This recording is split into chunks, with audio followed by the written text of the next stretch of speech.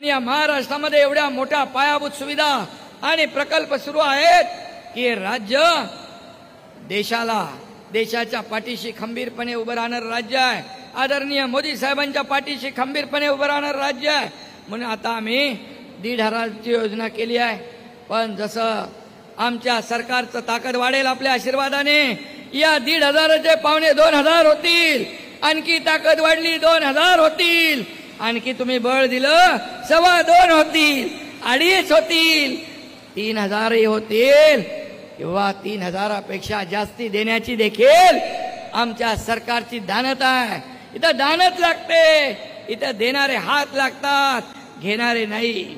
आणि म्हणून तुमच्या आशीर्वादाने जेवढी शक्ती आपण या सरकारला द्याल तेवढ्या ताकदीने तुमच्या खात्यामध्ये पैसे टाकण्याचं काम आमचं महायुतीचं सरकार केल्याशिवाय राहणार नाही. कारण आम्हाला फक्त तुम्हाला 1,500 देऊन थांबायचं नाही. महिला बचत गट असेल, यामध्ये मुख्यमंत्री स्वयंरोजगार योजना असेल, महिला बाल कल्याणच्या योजना असतील, स्किल डेव्हलपमेंटच्या योजना असतील, इतर ज्या काही योजना आहेत या योजनांच्या माध्यमातून देखील आज आपल्याला स्वतःच्या पायावर उभा आम्हाला करायचा आहे. आज मला आठवतंय महिला बचत गट जेव्हा लोन घेतात, कर्ज घेतात तर 100% कर्जाची परतफेड करतात.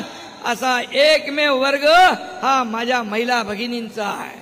आणि म्हणून आम्हाला उद्योगाच्या माध्यमातून आपल्याला ताकद द्यायची आहे. आणि म्हणून तुम्हाला लखपती झालेली बहीण आम्हाला पाहायची आहे. आणि हे हा आमचा संकल्प आणि उद्देश आहे.